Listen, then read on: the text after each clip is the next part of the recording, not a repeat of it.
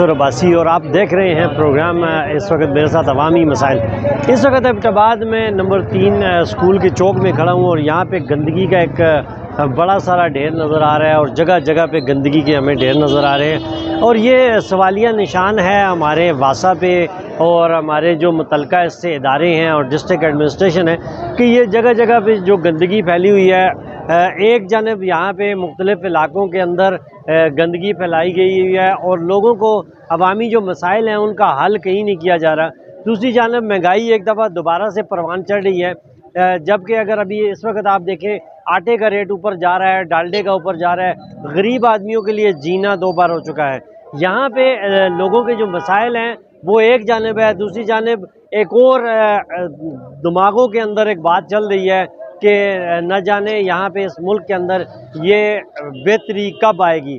लोगों को इलेक्शन से तवक्को होती है कि जब इलेक्शन होगा, इलेक्शन के बाद जो भी मुंतखब हुकूमत आएगी वो आके हमारे मसाइल को हल करेगी, लेकिन अभी तक यहाँ पे इलेक्शन के कोई आसार नज़र नहीं आ रहे।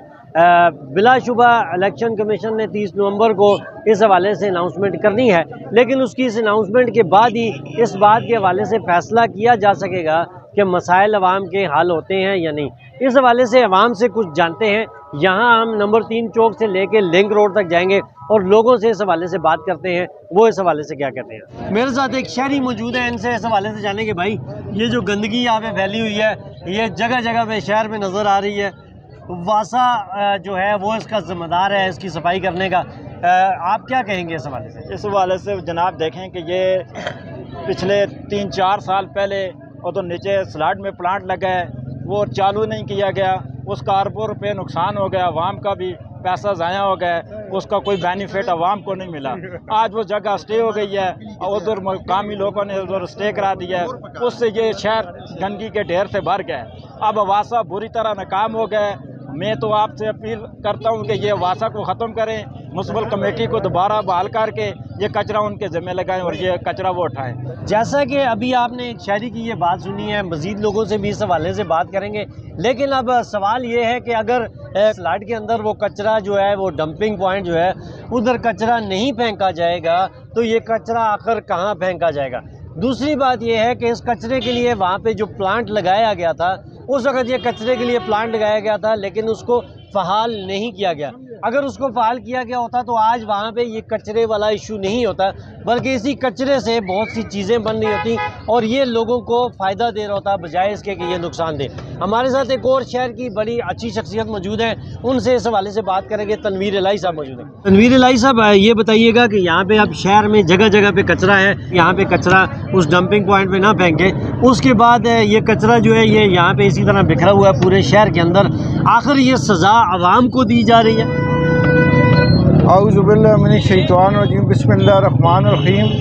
अब भाई साहब आपने बड़ा अच्छा सवाल किया और ये इस शहर का ये हमारे लोगों की बदनसीबी है। पहले तो स्लाड में जो कचरा फेंक रहे हैं, मैं कहता हूँ इससे बड़ा जुल्म इस आवाम के साथ कुछ भी नहीं है। जो इंटर होता है, जो जा रहा है, खुदा हाफिज करता है, वो भी गलियाँ निकाल के जा रहा है। तो अभी तो इन्होंने दमतोड़ में जगह ले भी ली है, तो चाहिए ये कि वहाँ पे इस कचरे को लेके जाएं, हमारी जान छुड़काएं। अभी देखें शहर में जगह जगह कचरा पड़ा हुआ है और बीमारी लगी हुई है। ये देखें खाने की चीज़ें और साथ कचरा पड़ा हुआ है, और सबसे बड़ी बात यह है कि हमारी इंतज़ामिया की कमज़ोरी है ये। और हम लोगों ने वहाँ पे, ये तो कुदरती बात है कि मैं आ गया हूँ, हम लोगों ने 35 साल पहले डेरा इस्माइल खान में हमने जेलें भी काटी हैं उसकी खातर। तो अभी फिर मतलब अभी तो हमें रिलीफ, और मैं कहता हूँ कि आज के बाद किसी के पास जाने की ज़रूरत नहीं है। कोई काम हो, किसी से कोई मतलब है तकलीफ़ हो तो सीधे अदालत में जाएं, वहाँ पे हमें रिलीफ मिल सकता है। और मैं कहता हूँ हम अदालत के शुक्रगुजार हैं कि हमें उन्होंने रिलीफ दिया है और इसका इनको पाबंद भी करना चाहिए। बहुत शुक्रिया, बड़ी मेहरबानी।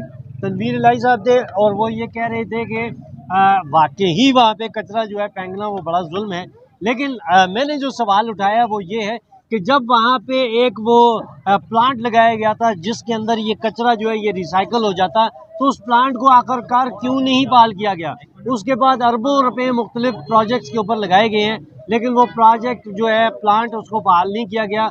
और उसको क्यों नहीं बहाल किया जा रहा, इसका जवाब जो है वो हमारे मुंतखब नुमाइंदे या वो हमारी ज़िली इंतज़ामिया देगी। वो अपना सरबन चौक में और यहाँ से ओवर हेड ब्रिज बनाया गया है, इसकी साइड पे पहले तो ये कचरे का ड्रम रखना एक बहुत बड़ा जुल्म है इन लोगों के साथ। इस इलाके की खूबसूरती को ये जो ड्रम है ये मांद कर रहा है। और इधर मेरे बिहाइंड आप मेरे कैमरे में देख सकते हैं, यहाँ पे पीछे बैठ के लोग जो हैं वो यहाँ पे पेशाब करते हैं और उसके पीछे जो है वो गर्ल्स हॉस्टल है। इसी तरह से कचरे का ढेर यहाँ पे आप देखें तो ये ड्रम जो है ये भर चुका है और नीचे जगह जगह पे कचरा पड़ा हुआ है और इतना ज़्यादा कचरा है, अगर इसको 1 दिन या 2 दिन और नहीं उठाया जाएगा तो ये इससे भी कई गुना बढ़ जाएगा। अगर इसी तरह से इसकी सफाई ना की गई और इसकी सफाई का ख्याल ना रखा गया, यहाँ से कचरा ना उठाया गया, तो पूरा शहर कचरे में डूब जाएगा। क्योंकि इस वक्त शहर का बेशुमार कचरा है जो सैकड़ों टन रोज़ाना बनता है और इसके लिए रिसाइकल अगर वो सेटअप बनाया जाए तो वहाँ पे जाके ये कामयाब हो सकता है। इसके अलावा इसका कोई हल नहीं है। आप इसको चाहे स्लड में फेंकेंगे या दमतोड़ में फेंकेंगे, किसी भी जगह पे जाके कचरे को फेंकेंगे, उसको डिस्ट्रॉय नहीं किया जाएगा, उसको ख़त्म नहीं किया जाएगा, तो कभी भी इस कचरे का हल नहीं निकाला जा सकता। आज हमने आपको शहर के मुख्तलिफ जगहों से जाके दिखाया कि यहाँ पे कचरे के कितने प्रॉब्लम है। इस वक्त मौजूद हूँ मैं लिंक रोड पे और मेरे साथ यहाँ पे एक ताजर मौजूद है। इनसे इस हवाले से जानेंगे जी, कचरा जो है वो अब शहर की जगह जगह पे वासा ने फेंक दिया और वासा नहीं उठा रहा है, इस हवाले से आप क्या कहते हैं?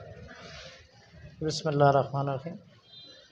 कचरे की जो बात आप कर रहे हैं कि भाई वासा नहीं उठा रहे, तो यहाँ पे हमारे स्लैड के करीब जो है आबादी है, आबादी के करीब कचरा फेंका जाता है। तो पहली बात तो यह है कि वहाँ पे आबादी की वजह से जो है वहाँ पे कचरा फेंकने की जगह जो है गैर मुनासिब है। मुनासिब जगह को तलाश करके वहाँ पे कचरा फेंका जो है वो लगाया गया था, जो आधे ही रास्ते में छोड़ दिया गया। लिहाजा हमारा मुतालबा ये है कि भाई शहर में से सारा जगह से कचरा उठा करके उस प्लांट को फ़ाल किया जाए, जो भी उसके जो है क्या नाम है फ़ायदे हैं वो आवाम तक पहुँचाए जाएँ, और जो गंद है, जो कचरा है, वो वहाँ पे जिस तरह वो प्लांट बनाया गया है उसको ज़ाया किया जाए। हमारा ये बताओ। बहुत शुक्रिया, थैंक यू। आज हमने आपको अपने प्रोग्राम में दिखाया कि एबटाबाद में जगह जगह इस वक्त कचरे के ढेर पड़े हुए हैं। वहाँ पे जो करीब की आबादियाँ हैं वो इस कचरे से मुतासर हुई हैं और बहुत ज़्यादा उनको नुकसानात हुए हैं, बीमारियाँ फैलती हैं, गर्मियों में वहाँ पे मच्छरों की भरमार होती है और इलाके के लोगों के लिए जीना महाल होता है। इसी तरह से दमतोड़ के लोगों ने भी इसके ख़िलाफ़ एहतजाज किया कि वहाँ पे अगर कचरा फेंका जाता है तो वो हम नहीं मानेंगे।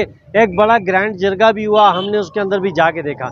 लेकिन अब सवाल ये पैदा होता है कि आखिर ये जो एबटाबाद का भारी भरकम कचरा है ये जाएगा कहाँ, इस कचरे को कहाँ लेके जाएंगे? तो इसके लिए एक बेहतरीन हल यही है कि अगर गवर्नमेंट अपने लेवल पे नहीं करती तो गवर्नमेंट कम से कम किसी प्राइवेट कंपनी को इसका कॉन्ट्रैक्ट दे दे। वो प्राइवेट कंपनी इस कचरे को उठाएगी भी, इसको डिस्ट्रॉय भी करेगी, उससे बनाई जाने वाली चीज़ों से भरपूर फ़ायदा उठाएगी, लोगों के लिए रोज़गार के ज़राए भी खुल सकते हैं। लेकिन अगर इसी तरह से ये कचरा बढ़ता रहा और इसके ऊपर ये नज़र ना डाली गई, इसके ऊपर आंखें बंद करके खामोशी से बैठा गया, तो आने वाले वक्त में ये एबटाबाद हर जगह पे आपको कचरा पड़ा हुआ नज़र आएगा। अब शान न्यूज़ से नासिर अब्बासी को और नसीर कैमरामैन के साथ अगले प्रोग्राम तक के लिए इजाज़त दीजिए। इंशाअल्लाह अगले प्रोग्राम में फिर आपसे मुलाकात होगी, तब तक के लिए अल्लाह हाफ़िज़।